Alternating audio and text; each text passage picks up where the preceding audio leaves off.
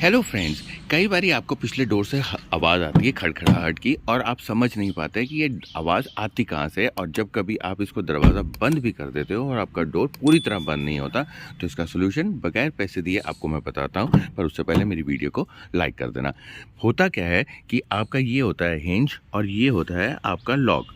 तो एक्चुअल में जब आपका हिंज लूज़ हो जाता है, जहाँ इसके अंदर हल्का सा क्रैक आ जाता है, तो आपका दरवाज़ा बंद होने के ऊपर बंद नहीं होता और खड़खड़ाहट भी करता है। तो इसका सलूशन बगैर पैसे के आपको बताता हूँ कि ये दो नट होते हैं। इस दो नट को लूज़ करके ये हिंज को रोटेट करके अंदर की साइड बाहर कर दो और आपका ये डोर की आवाज़ जो खड़खड़ाहट आ रही है ख़त्म हो जाएगी। अगर वीडियो अच्छी लगी हो तो प्लीज़ सब्सक्राइब माई चैनल।